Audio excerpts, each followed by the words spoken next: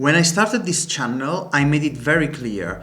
I want to bring data to defy common misconceptions, myths, taboos, and today we are going to the source of all taboos, personal finance disclosure. I am going to show you my budget with absolute real figures from February 2026, what my main expenses and investments are, and what the key goal for the year is going to be. Let's get to it.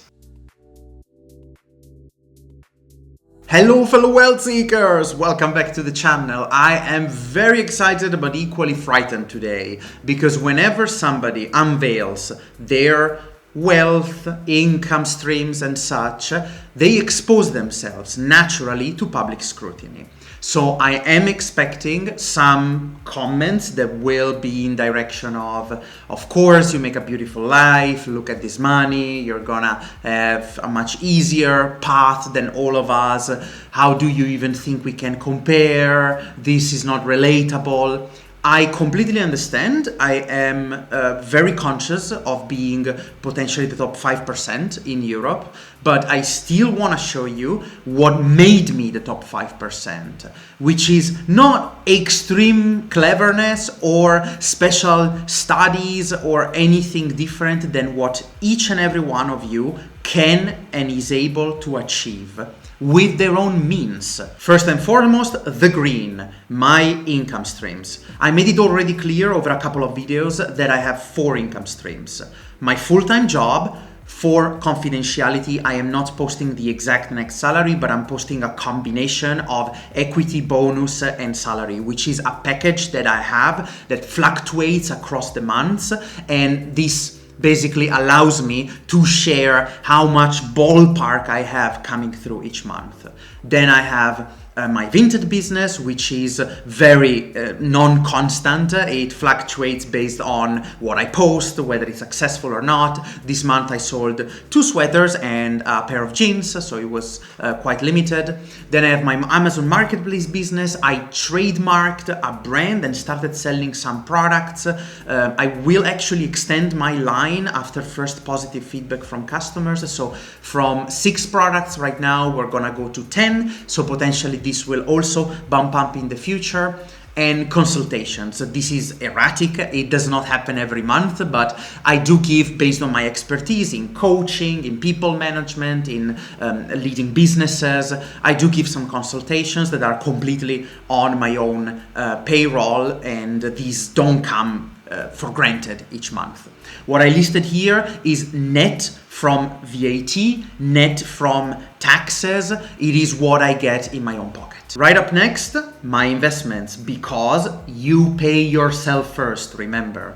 Right now, I have a few things automated from my bank account once I get paid, but the first one is clearly my 3 brokerage accounts. I have one with the Giro, I have one with Scalable, and one with IBKR, Interactive Brokers. For different reasons, I'm not gonna go into the details. I made a video on where and why to invest with different brokers, so I recommend you to check that out in the description below. This is what I have stable. So while my income is not exactly clear and stable each month, my investments are adamant. I invest at the moment 1,550 in a combination of ETFs, stock markets, some specific cherry-picking titles, particularly in IBKR. And this is what it racks up to. Next up, the big giant home expenses. I cluster in here what is stable home expenses, such as mortgages, and a bit more variable expenses, such as supplies. What do I mean by supplies? A battery is broken, a bulb I have to replace. All these things that I have to do, they are not constant each month, but I list them down here. I have 2 mortgages because in my household we possess 2 one apartment and one house, respectively in Germany and in Italy. The mortgage amount is extremely similar between the two, but for different reasons, because the home price was different and the duration of the mortgage was different. But right now we coincidentally end up paying a very similar amount in here. So that's what I spend in housing each month, and you can see that it is within the 40% golden rule of your housing needs. Then there's a new budgeting stream, or at least new for me, which is business expenses. I used to just be employed in a company, and when I started diversifying my income streams, I had to add this because I realized that in order to build an Amazon marketplace business, you have to account for many things. The platform commission fees, the marketing services to boost visibility when you have to, confounding coupons in case you run any promotion on site, obviously the shipment of products that runs with a couple of different carriers at the moment, and the sheer production cost of what I offer to my customers. All of this is quite expensive, so by comparing what I used to show you in terms of my Amazon revenues and these costs, you can imagine my margin is not incredible, but again, we are in a phase of expansion, capturing more customers and increasing our product lines, so I consider it viable. Then there's the missing piece to my needs part of the budget, which is daily living, groceries, dining out, pet food, barber, and clothing. You can see this month, actually I can tell you this is pretty average. That's more or less what I spend on this. It can be that dining out is more than that if we have friends visiting over or if we are the ones traveling, but generally it's in that ballpark. Again, pet food, barber, and clothing, as well as dining out, are not strictly needs, but I personally realize that I spend very little of my budget on that. So for simplicity, do you remember the macro budgeting rule? For simplicity, I cluster them together. Next, we get to my wants. What? Transportation is in your wants? What are you saying? Are you going against your basic budgeting rules? Actually, I am, because I'm in a lucky position of not needing a car or a transportation subscription. I'm extremely happy to be able to walk or bike anywhere. For this, cities like Berlin are a bliss. So in my wants, there is primarily vacations, entertainment such as concerts or events, but this month it was simply buying a plane ticket and a couple of nights in an Airbnb. There are months in which I can tell you this is in the order of thousands. For example, when we went to Japan, obviously when there's bigger vacations such as that one, this has to be factored, but splashed through the year, it doesn't get much higher than what you see here, 4 to 5% of my monthly budget. Lastly, and purely for formatting convenience, I'm not showing you health here for any specific reason, there's medicines, dog insurance, and charities. This is, fortunately I don't have any prescription at the moment, so it is rather little.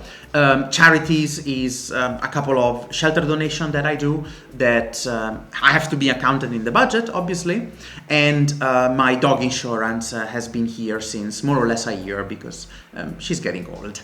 The surplus for February 2026 was in the ballpark of 750 euros. And before you say, what are you doing? You always say every euro has to have a purpose. What is this just going to the bank? Let me get to it with a final snapshot. In conclusion, here we are, the most discussed potentially part of the video, an update to my net worth in 2026. I have quite a lot in the bank, a different amount of investments based on my 3 brokers, the value of the 2 houses minus the mortgages that I'd already discussed. Why do I keep so much in the bank? Yes, every euro should have a purpose, but I am about to embark on a huge renovation. For that renovation, I will need everything that is up there, as well as a loan, most likely, because I'm looking at almost 400,000 estimated renovation costs to turn my second home into an expanded business and start my 5th income streams if everything goes to plan. Potentially a wellness or a conference center. I still have to get my head wrapped around it, but I hope to pivot my career in a few years or have something additional on a side to speed up my way to retirement. Fingers crossed for me. Hope that this was helpful, and please do not get bad blood, do not complain, do not get into the nitty-gritty of these numbers. I truly hope everyone with a clear plan and enough investment in themselves can get to strong incomes, and especially a rigid, disciplined, efficient budgeting structure. So instead of looking at how much, how long, focus on what you can do in order to get your finances better. For example, have you seen subscriptions? Have you seen enormous amounts of dining out, a car? No, I have none of that. I have none of that deliberately. So I hope this can spark some motivation in some of you. And if this will be well received, I am happy to give monthly updates on that. I hope this was helpful. Until the next lab session, European Wealth Lab out.